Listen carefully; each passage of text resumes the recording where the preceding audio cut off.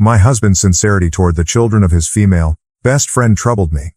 I think he's hiding the truth that they are his blood. This began as a dark, intrusive thought that I could never shake off, and over the years it has bloomed into a poison flower that infects my entire psyche. I'm a 42-year-old woman. My husband Luke is 43, and so is Amy. I met Luke in college, but he's known Amy since they were about 7. They did everything together and understood each other implicitly. They were best friends. They've always insisted that they are surrogate siblings to each other. Naturally, I, as a new girlfriend, felt a little threatened by Amy and her closeness to Luke, but they both reassured me I had nothing to worry about. That their bond was not romantic and had never been sexual. That Amy really was just the sister that Luke never had. I believed them, and it didn't take long for me to forget any and all insecurity I had about Amy. She became my friend too. She officiated our wedding. Luke and I have built a wonderful life together, and we always had a strong relationship. After we got married and moved in together, we still saw a lot of Amy, and I was fine with that. I've spent many a night in the town trying to help Amy find a man, as she has always lamented how she is unlucky in love. Luke and I started to have children after we were married, and, at around the same point, so did Amy. For further context, my children are Sophie, 15, Owen, 12, Louise, 10, and Carter, 6. Amy's children are Tom, 17, Kaylee, 14, and twins Adam and Jenna, 9. Now, Amy was not in a relationship at this point.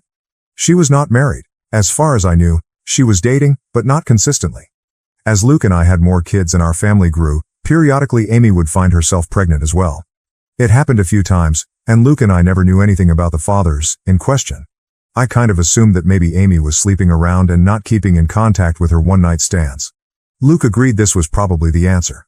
While I did ask each time if Amy knew the paternity, she always said no, and she didn't seem that worried about the idea of raising kids on her own, so I didn't pester her. Of course, she had us to support her, so there was that. While Amy never asked for any help, of course, Luke was never going to let his best friend struggle to stay afloat when she had children to raise. Financially, we are very fortunate and privileged. I have a job that pays handsomely, and Luke also had wealthy parents who already knew and loved Amy, so they were happy to provide for her. My in-laws defy all stereotypes. They are the kindest and gentlest people. So we were able to support Amy. To get her somewhere to stay with her kids. People might be tempted to call her a leech, but I never saw it that way. None of us did. She needed help, and we could provide it. I also know people are going to criticize her for her lack of responsibility and question why she never used more reliable birth control. Honestly, that is a long story that I don't want to get into because even I don't fully understand her reasoning, but it was quite important to her that she never be on birth control and that whatever came of that choice, she would accept. It wasn't religiously motivated. I know that, but it was that degree of significance to Amy. She really did not want to take birth control. She's explained it to me more than once, but I'm still not clear on why. Of course, Amy being Luke's best friend since they were kids, it's not unreasonable that sometimes they hang out together while I'm not there. Hey, that's fine. Sometimes I hang out with Amy one-on-one as well, though Luke does it more. She was his friend first.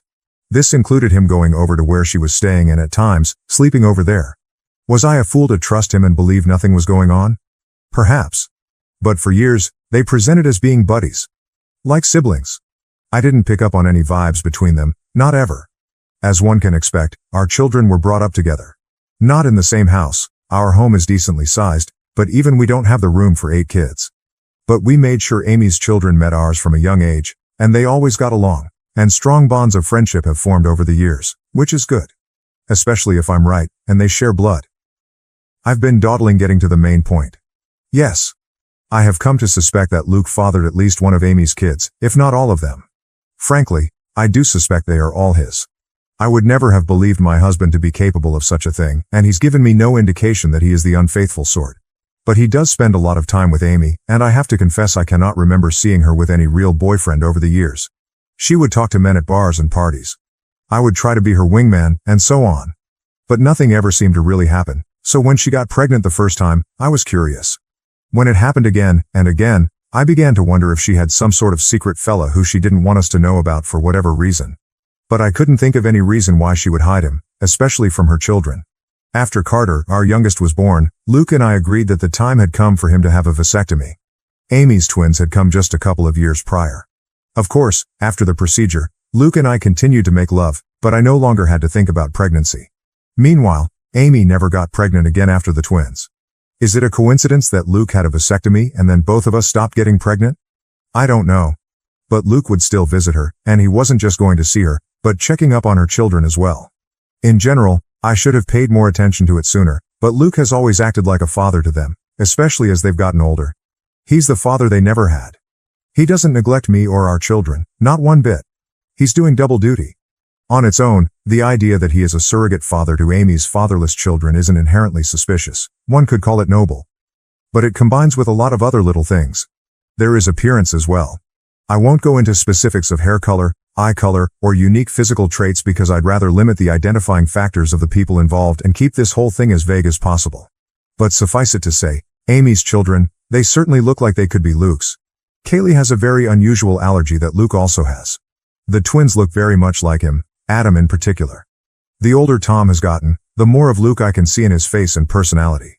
While their race doesn't matter, the reality is that Luke is a different race than Amy, and Amy's children look pretty biracial. I could easily believe their father is the same race as Luke. Doesn't mean Luke has to be the father, but it sure seems like it. I have never voiced my anxieties to either Amy or Luke. I don't want to be the bad guy, and guilty or innocent, I already know they would flatly deny my accusations and be hurt by them. Imagine if that drama reached the ears of my kids or Amy's kids. Either way, Luke continues to spend time with Amy and her children, just as her children spend time with mine. I have hinted to Luke that I feel needy for more attention and wish he wouldn't give as much to Amy. But he either missed my cues or pretended that he missed them. I don't want to push this idea that he's favoring her because it's not even really true. He's never neglected me for her. I can't shake the feeling that Luke and Amy have been intimate before, likely numerous times. So far as I know, Amy never really wanted to be a mother either. She wasn't opposed to it, and when each of her children came into the world, she instantly fell in love with them, but motherhood was never really a major part of her life plan or identity. In the grand scheme of things, when we would talk about the future, she would sometimes mention a husband and children, but it never seemed like something she had her heart particularly set on. So I don't think this is a case of Luke just giving Amy children. I doubt that was the motive for the infidelity. That would have been a side effect. I've been letting this go and turning a blind eye for years. It was a dark thought in the back of my mind after Kaylee's allergy was discovered, but I dismissed it. It got worse after the twins were born. I dismissed it. Then, when Amy stopped having babies, I wanted to feel reassured by that. But Luke had gotten a vasectomy, so if anything, that made my anxiety worse. There have been nights that I wish the twins were younger, that they had come along after Luke's procedure. It's been twisting me into knots for a long time, but I don't want to be the one who rips our family apart, especially since, technically, I could be wrong. Except now I'm very afraid because in the last few months we've had a new development in our kids' social circle. Tom, Amy's eldest, asked Sophie out. Sophie, my eldest. She's really blossomed over these last few years and become quite the outspoken beauty, so I'm not shocked to see she's getting male attention, but Tom asking her out had me thrown. Sophie said no, but only because I'm quite protective when it comes to her exploring dating, and she knew she'd have to ask me first. I could tell she was flattered and intrigued by his interest and wanted to say yes. She approached me to talk to me about it. Bless my girl, she did everything right. I think she expected I would see things her way and agree that she could date Tom. Much to her surprise, I very firmly said no. That caused a bit of conflict. She didn't even want to date him that badly. She just couldn't understand why she wasn't allowed to. And I couldn't explain it to her. All I could come up with was, he's too old for you, which he is, but it's not really about that. When Amy and Luke heard, I was so very curious to see what their reactions would be. If either of them had agreed with Sophie and tried to convince me that the two of them should be allowed to date, I think I would have been relieved and taken that as proof that I was wrong about something going on between them. Wrong about who fathered Amy's children. But the ambiguity continued. They took my side. Both of them put their foot down, though not as fiercely as I did. Luke agreed with me, but he also worried that trying to forbid such a romance would only make Sophie want it more. He's probably right about that. Amy seemed more apathetic to the idea. She didn't want Tom to date Sophie either, and she backed me up, but I don't know, she just wasn't taking it as seriously. She seemed to think it was a fleeting crush. Well, it wasn't. In the months following those conversations, Tom would spend more and more time with Sophie. They would be alone, or with other friends, any time they possibly could. It's become abundantly clear that Tom is crazy about Sophie and wants to be with her. And he definitely wants to be physical. I've been watching them like a hawk and noticed his eye wandering many times. And while I'm doing everything I can to kill this budding romance in the crib, I also am feeling somewhat powerless. Sophie hasn't outwardly defied me, she's still just hanging out with Tom as friends. So forcing them to stop spending time together would be unreasonable and probably encourage more sneaking around. But I'm so afraid that they're already doing that. My nightmare is that they're secretly dating and doing God knows what when no one is looking. I've observed Tom being rather handsy with Sophie, and she presents no objection whatsoever. And I just don't know what to say. I had considered trying to convince Sophie that Tom is like her brother, but if she doesn't see him that way, I don't really have the power to rewrite their emotional dynamic or the history of their friendship. I always saw Amy and her children as being like family, but my kids might see Amy's kids more as best friends. The problem is, of course, that if my husband has indeed been carrying on an affair over the years and I'm right about the paternity of Amy's children, then Tom and Sophie cannot be anything more than friends under any circumstances. End of discussion. It can never happen. I feel powerless to stop it though. Luke has apparently talked to Tom about this, as has Amy, but he is unrelenting and he won't give up on Sophie. I think she enjoys that attention and devotion. Tom has also confronted me and asked why I'm so against this when I know him very well and I know he would be good to Sophie. I didn't know what to say other than to fall back on her being too young for him. But that won't work forever. If, God forbid, they're still attracted to each other in a few years, then they'll pursue this with abandon, and once they're legal adults, there's nothing I can do about it. Amy and Luke agree with me that Tom cannot date Sophie, but that's all they've really done. They feel just as powerless as me to prevent teen love. It genuinely feels sometimes like they've just given up and will bury their heads in the sand about this. Just do nothing and hope the feelings pass as Tom and Sophie get older. Which, yeah, they're in high school. It's unlikely Tom will be in love with Sophie forever. But my fear is that she'll let him do something intimate with her before that time comes, something neither of them can take back. I am this close to opening a door I cannot close, this close to screaming at Luke that all this wouldn't be happening if he hadn't cheated on me these many years. If he hadn't been all but raising a second family with his surrogate sister behind my back. Now Luke's son wants to fuck our daughter, his actual sister, because as far as he knows, she's just his childhood friend. And it's all Luke and Amy's fault for what they've done. If I speak up, everything gets blown to hell. On the off chance that I am wrong, I'm a horrible monster who accused the love of my life and one of my closest friends of doing something horrible. If I'm right, it still tears our entire structure apart. The family and social unit we've become over the last several years is gone, and everyone will be stressed and upset even if Luke and I don't divorce. If I do nothing, Sophie's eventually going to sleep with Tom and be his girlfriend. And I'm low-key terrified it will happen sooner than later, or worse, that it's already happened under my nose. I hope to hell this relationship fades as they mature, but what if it doesn't? What if they wind up being together for years? What if they marry and want to get pregnant someday? And if I tell Sophie the truth about Amy's kids, then everyone else finds out too, and that's going to ruin so many lives. It would shatter my kids' perception of their father and their Aunt Amy. Luke is Owen's hero. I don't even want to think about how much this would hurt him. And what about Amy's children? They are innocent. They didn't ask for this. They don't control where they came from, and I don't want to hurt them. Admittedly, I'm not happy with Tom at the moment. A week ago, I saw him put his hand on Sophie's butt, and I wanted to knock his teeth out. But even he doesn't deserve to be burdened by the knowledge that it's his half-sister he's been fantasizing about. It's all so fucked up, and I don't know what to do. I've been looking the other way and letting my husband and his best friend insult me for such a long time now. I thought I could live with it. But this business with Tom and Sophie has me distressed. Update. First of all, wow. I did not expect my post to get as much traction as it did. I was half worried that someone in my family or social circle might find it, especially when someone alerted me that the post had been shared to Facebook. But, as far as I can tell, no one in my family has seen it. I want to thank all of the kind commenters who wished me well. To those who were more frustrated with my indecision, I get it. But I was operating with an uncertain situation, and the stakes were incredibly high. I feel like no matter what choice I made, something could and likely would go wrong. I've spent the last 5 years imagining different scenarios based on different ways I could go about this if I ever decided to act on it. To everyone who was clamoring for an update, I have one for you. I previously said that I was going to do a secret DNA test, that I had decided on that course of action. In the end, I couldn't go through with it, and now I am regretting that because the window to do so is essentially closed. I just felt like it would be out of line for me to do that to another person's child behind their back. Ethically, it was dicey. I've since consulted with my lawyer, as many commenters suggested, and she advised me against doing so because no matter what the results were, it would make me look bad in a potential divorce proceeding. But I really wish I had done it anyway and just not told anyone. Because I really badly need to know, and I still don't know for sure. Likewise, I wanted to tell Sophie in confidence, but the more I thought about it, even that seemed over the line. Like I had no right to plant such ideas in her mind about her father without even talking to him first. So, what I ended up doing was confronting Luke and Amy. Many comments suggested this as well. I finally told both of them that we needed to have a serious talk. It felt counterproductive to approach just one of them because I figured they would tell the other about what happened in their own words before I could prepare my own. I wanted them both to hear what I had to say. Once all the kids were at school, I laid down all of my suspicions and the reasons. I made it clear how much I love both of them, but a combination of clues had led me to notice the similarities between Luke and Amy's children, and I didn't even list all of them in the original post. For example, Luke has been a sleepwalker in the past. So have Sophie, Tom, and Adam. I said over and over how much they meant to me and how I didn't want to believe it, but the thought had crept into my mind in the past.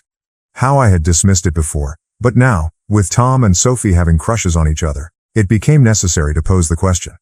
So I asked if they had ever crossed the line, if Luke had ever been unfaithful, if there was even the slightest possibility that any of Amy's children were his.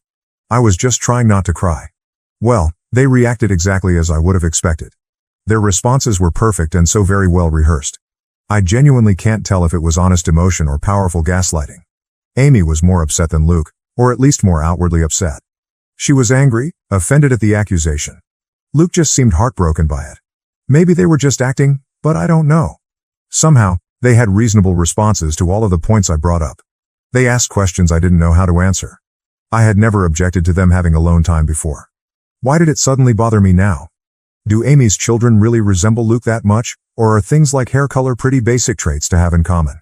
The whole family had always treated Amy and her kids as part of our unit, and I had previously commended Luke for stepping up and being a father to Amy's kids since they didn't have one. Why was I now saying it was a bad thing? What exactly did I want them to do? How could I think such a thing about them? Why had I waited so long to say something?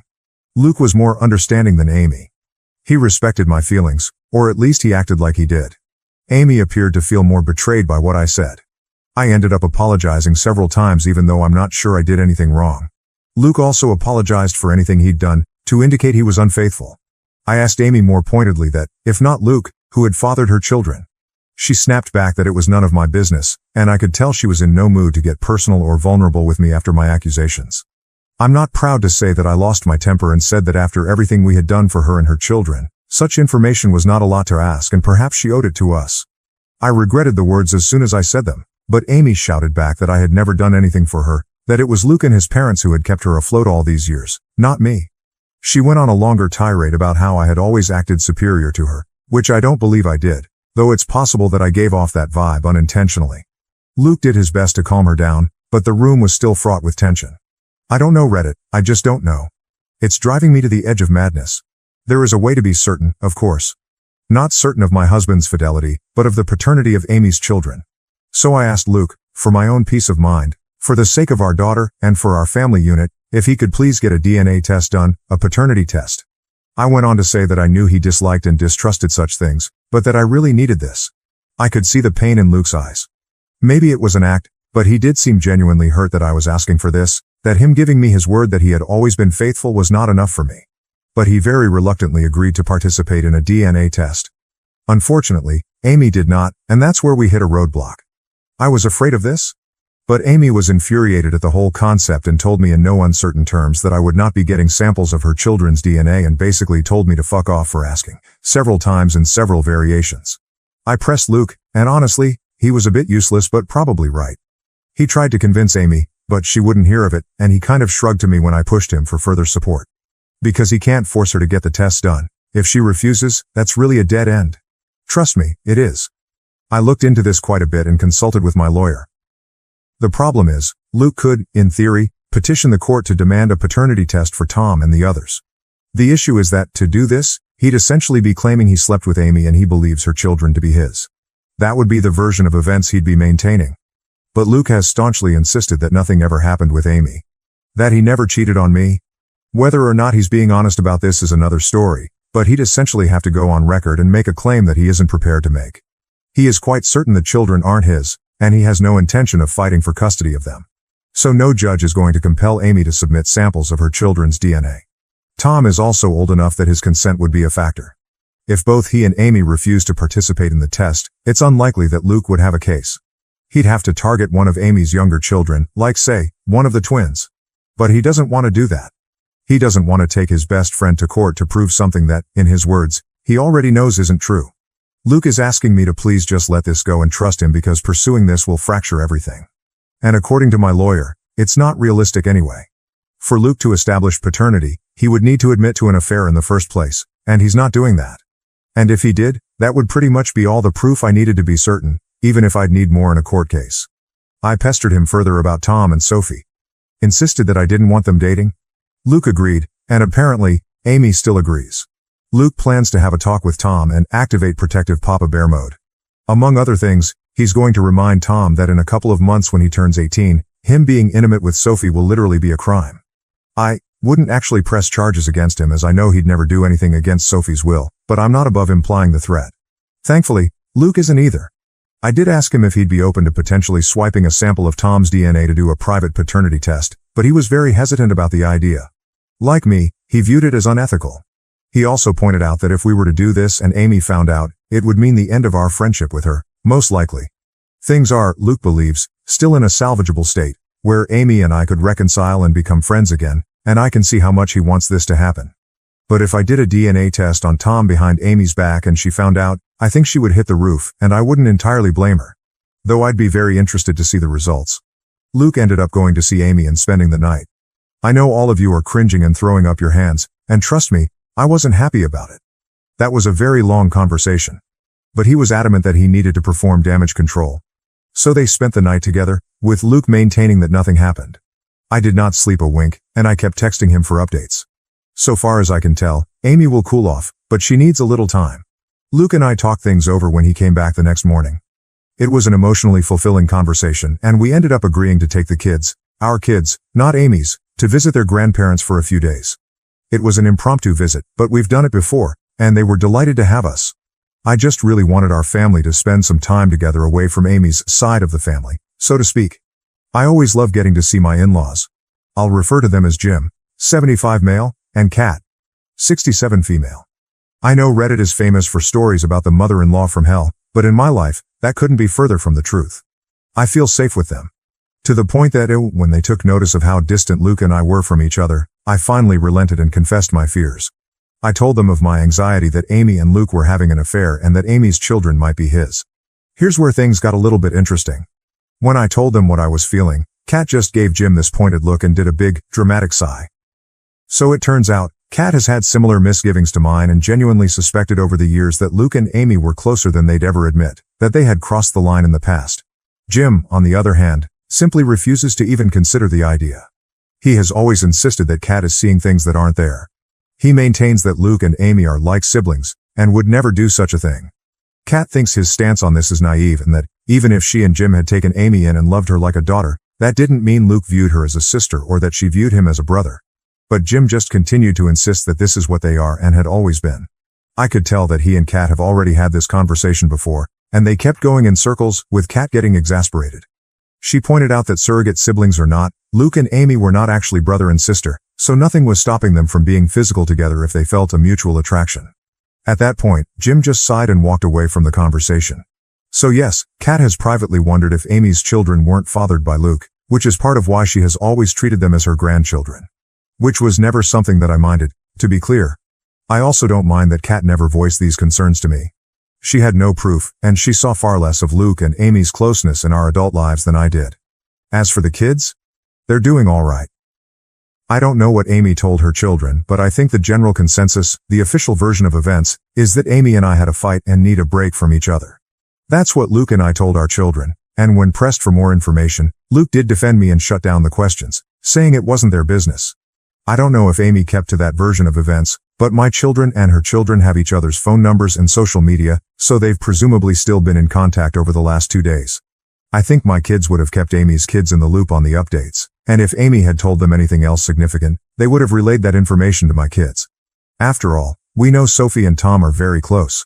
I did try and talk to Sophie about that more, but the timing was off because Sophie rejected my counsel and interpreted my reinforced reluctance as being attributed to my fight with Amy. She maintained that she wasn't dating Tom. To what degree that's actually true, I don't know. But she was going to remain close friends with him, and while she isn't usually a disobedient child, she made it very clear that she was putting her foot down on this one, and, to be fair, I can't really justify trying to separate them or forbid them from being friends. They've known each other for years. Luke has my back on them not being allowed to date, but he wouldn't have my back on them not hanging out anymore. I wish I had a more definitive update, If anything significant happens in the next few days, I can let you guys know. I'm mostly just kicking myself for not having done the secret test, even for my own peace of mind, as now I feel like I'm locked out of the only way to get definitive proof one way or the other. Update 2. I didn't expect to have another update so quickly, but after posting my first update, I did a lot of thinking about my kids. I ultimately decided that whatever else happened, I needed to warn Sophie about the situation and do so immediately. To hell with Luke and whatever that meant for him. To hell if that meant all of the kids learned of the situation. She needed to be aware of what she might be getting herself into. So I discreetly kept her out of school. We went back home, to our home, last night, and this morning, I dropped everyone off and saved Sophie for last, before driving right past her school and telling her that we needed to talk. Always a frightening thing for a teenager to hear from a parent, but I was quick to establish that she was not in trouble, but she needed to know the truth about why Amy and I were fighting, why her dating Tom was out of the question. I very gently explained that because of Luke's closeness to Amy and Tom's resemblance to him, I had come to suspect that perhaps Luke and Amy were intimate at some point over the years. If that was true, and there was any chance Tom's father was actually Luke, that would be a significant problem. Sophie was quiet during all of this, and even after I had stopped talking to let her respond, she paused for quite a while before she finally said that we needed to get Tom and discuss this with him as well. I had no objections, so she texted him to meet with us. They're both skipping school today, but Sophie gets straight A's, and this is extremely important, so I looked the other way. Tom came to meet us, and Sophie had me relay what I told her to him as well. I apologized to him for any indication I might have given that I didn't think he was good enough for my daughter, and to both of them for not telling the truth sooner. Tom and Sophie just gave each other this oddly knowing stare. And, Reddit, that's when they blew my mind. Sophie spoke first, with Tom backing her up. They revealed to me that in fact, they had already known about Luke and Amy, or at least they had strongly suspected. Apparently, Tom has overheard conversations that are questionable. As well as overhearing the sounds of sex from Amy's room, sounds he would just as soon forget, but all signs point to Amy's lover having been Luke. Tom had wondered for a very long time, and back in January, he finally voiced his fears to Sophie. She agreed with them. She could also see a strange sort of closeness between her father and his mother. They agreed that Luke was likely having an affair. They agreed that because of Kaylee's allergy, Luke might very well be her father. And if Kaylee was Luke's daughter, the rest of Tom's siblings could be Luke's as well. Tom could be Luke's kid himself. The math led them to the same places as me. So Sophie and Tom came up with a little plan. As it turns out, they are not in love. They never were. They're still just best friends. But they had the same instinct as me, that they didn't want to blow up our entire family and social unit without more direct evidence, which Tom has been working on acquiring. And though Sophie very badly wanted to tell me the truth, she was hesitant because she knew it would shatter me. She had no idea I was already suffering in silence. Sophie apologized for not voicing her suspicions sooner. Honestly, we both cried, and I made sure she understood that none of this was her fault and that I loved her very much. So, the bottom line is, Sophie and Tom already know they could be half-siblings and aren't actually interested in being a couple. That was their idea for how to rock the boat. To force Luke and Amy to do something about the situation rather than just keep making a fool out of me. I also think it was Sophie's way of punishing them for their affair. Teenagers can be vindictive. So they concocted this idea that they wanted to date. Every flirtation I've witnessed, every inappropriate touch, all staged, apparently, and for the benefit of Luke, Amy, or both. This was supposed to make them sweat, and Tom expected they would jump out of their seats to forbid it from happening. When I was the one who did instead, that kind of threw the kids for a loop. They couldn't understand why I cared more than the actual cheaters. They began to suspect that maybe I knew. Tom confronting me that one time about why can't I date Sophie, was him trying to gauge if I knew or not. Maybe I shouldn't be surprised. Sophie and Tom have always been close friends and confided in each other. Maybe I should be a little more concerned at how sneaky they've been, but honestly, I'm just so relieved they're not dating. Sure, they could be lying to throw off the scent, I guess, but they apparently already knew that they're likely related. They didn't blink at all when I told them. We even had a bit of a laugh together when Tom mentioned how he had been a little offended that I was so against him dating my daughter before. I kind of jokingly asked him, "So you don't think she's gorgeous?" And Tom, bless his heart, shrugged it off. She is. But so is my English teacher, and I'm not asking her out either. Either way, the question now is, where to go from here? We have to figure that out. I will say that it is such a relief to have told Sophie, and I feel like an elephant has taken one of its feet off my chest. Having her in my corner, and Tom in my corner as well, means a lot to me, and even though I basically just got it absolutely confirmed that Luke is sleeping with Amy, I kind of already knew that anyway. So now it's just a question of how to proceed. Tom has already volunteered to submit his DNA so I can compare it to Luke's, And both he and Sophie advise me not to tell Luke and Amy when I do this, which I agree with. They're both completely on my side, which means more to me than I can ever express to them. Tom has also been trying to set up a camera in Amy's room to catch her and Luke in the act. Sophie told me flat out that I needed to divorce her dad, and hearing that from my own daughter made it clearer than it's ever been. She's right.